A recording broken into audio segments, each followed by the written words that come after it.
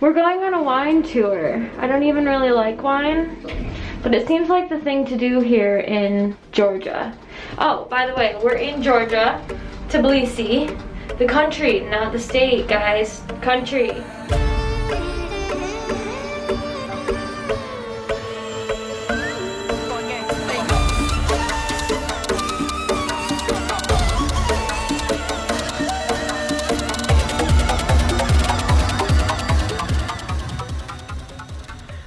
Before we get the story going, I just want to say that I questioned even posting this video because I didn't know what to share without coming across like a negative Nancy. But I figured since it has to do with the wild life of travel, I'd give it a go. You know how when you're booking an experience somewhere abroad and you're hoping for the best, essentially that everything will go as planned and the tour is just as it says it is? Well, this trip was a little more than we bargained for, and for lack of better words, this was definitely an unexpected failure, unfortunately. So our trip started at 9 in the morning and was supposed to be a wine tour of 3 different wineries. That's it. It ended up being a lot more chaotic and a spur-of-the-moment decision-making while driving the Georgian countryside. It also went until 2 in the morning. We went from our outstanding first stop at an actual winery, which I'll come back to a side-of-the-road bread stand where we paid a couple of ladies to let us help them make bread. It felt pretty awkward because we were definitely unexpected guests. As easy as it may look to throw your own bread against a stone wall and make sure that it's flat and sticking to the surface, I think that all 3 of us who just tried failed miserably and have a lot of ashes on our new dough and bread that we're going to be snacking on personally. So that's our own fault, and we're going to eat our mistakes. After that snack stop, we went on a very long drive, which seemed to be just a diversion or a time killer.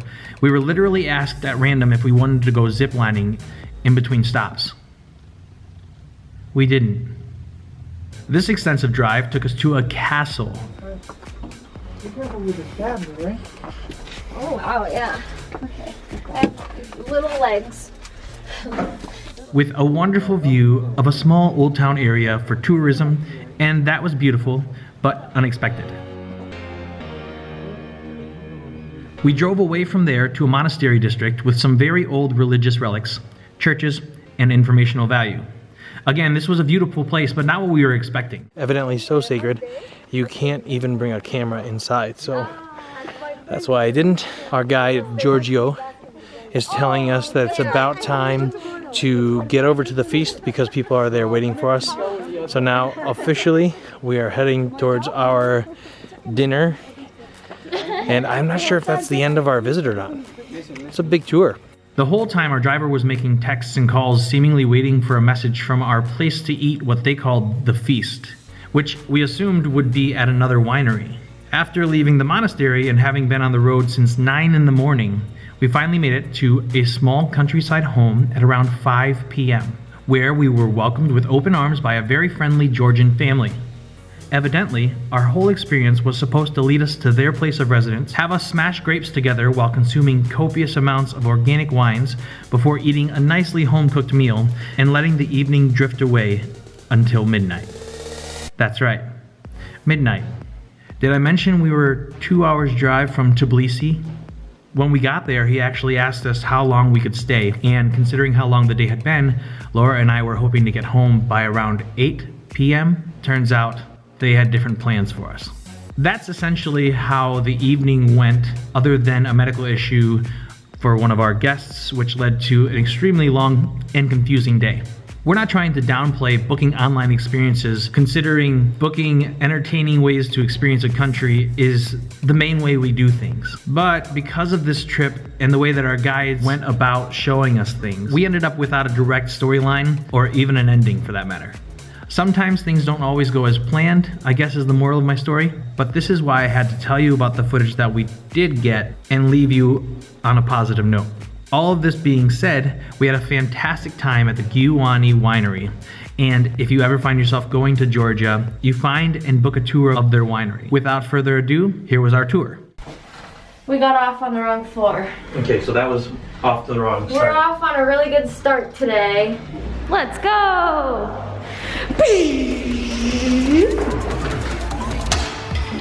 Thank you. Oh, there. Okay.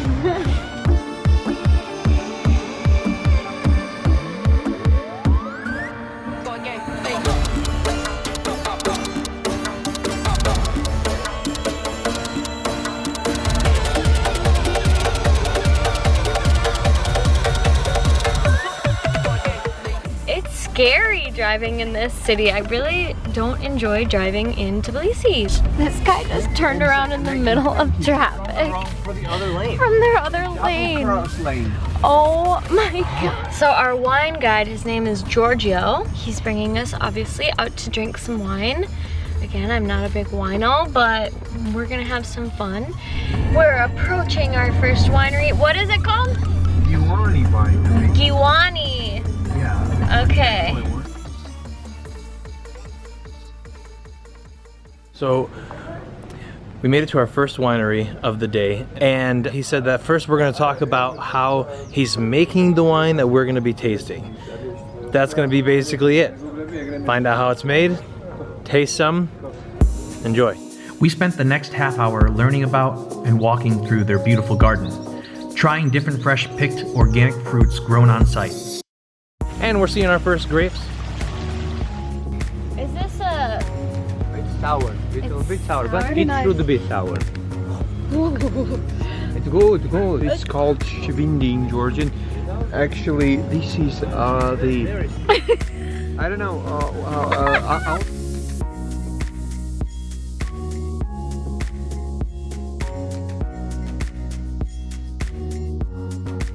Essentially, this is a garden full of like every sort of zen, including rope swings so for after you've had a glass of wine or two and you exit the pool, hammocks, lawn chairs, and just every type of fruit that you can grow. I've literally seen 2 types of fruit that I've never even heard of before. This is the first time I've seen a fig tree. yeah. So it's ready, so you can pick it. Okay. You know, you should take off. Okay. Good, good. Ooh, yeah. Ooh, that's good. I Monastery to I mango I think. It's like a natural jam. Yes, very sweet. Walking through that garden, we were walking through the garden to kind of see what kind of fruits go into the wines and kind of aromatic notes that we would taste in your wines. Yes, I showed you quince tree, and the notes of this wine is quince and pear, and we will taste it. Ooh, pear! That's gonna be great!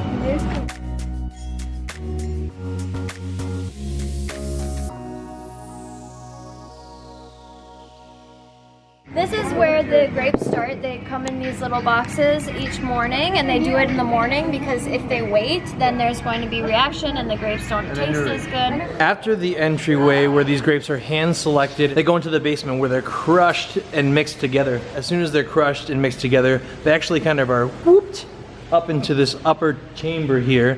And for like rosés, they're gonna sit in there for about 2 or 3 hours. And then for like white wines, it's gonna sit in there for like 2 or 3 days.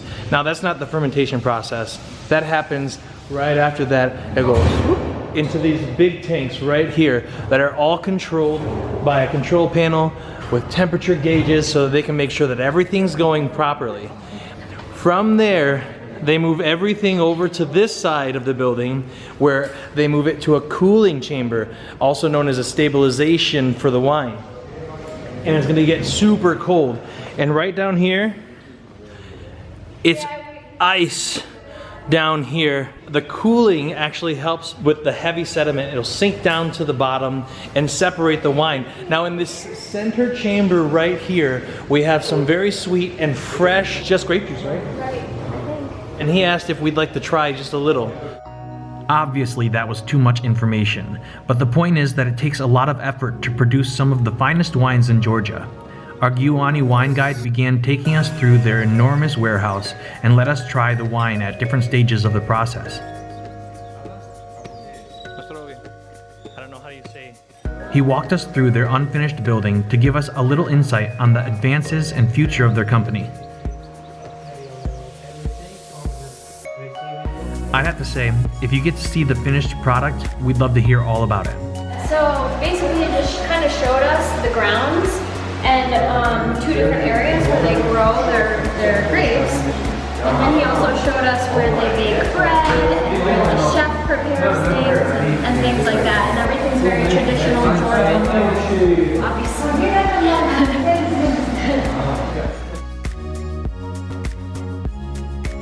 Next Next up, we'll go down to the main chamber. This is where the grapes are smashed and then mixed, and then this looks like a fermentation area as well. Guess we'll find out.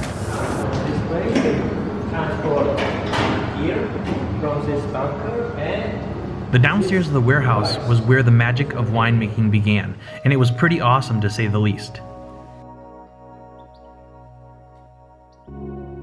Down here you get a serious further breakdown of the fermentation process and mechanisms that produce the fine wines this company makes.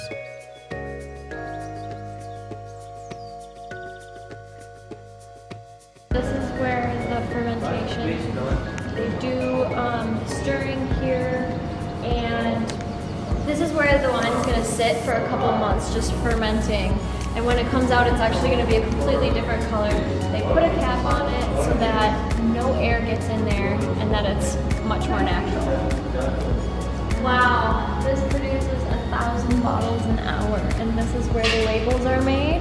In this room, they have all these aging barrels that hold wine, cha-cha, and cognac or brandy. We finished walking through the dungeon, the place where the grapes and everything, the process really begins and takes place. And now it's time to taste some. So I guess that's the best part. As you can tell, travel isn't always easy, but there are always ways to enjoy your time regardless. Just because we wouldn't recommend booking our same full day experience doesn't mean you wouldn't enjoy it. We'll put a link to the winery below. If you've made it this far in our video, thank you so much for watching. We sincerely appreciate you. Subscribe to our channel today and don't miss what's coming next. We hope to have you back. We've just tasted 5 different wines because he recognized that we didn't actually know anything about wine, so he gave us a bunch of profiles from dry to semi-sweet, and wines that you can only find in specific areas. And to finalize that experience, he totally gave us what's known as cha-cha, but it's like double stronger than cha-cha, so today's gonna be a long day. Little did we know. Yo, it's your girl, Laura. I can't even. The country, not the state, guys. Country. Wine tour, Wine tour.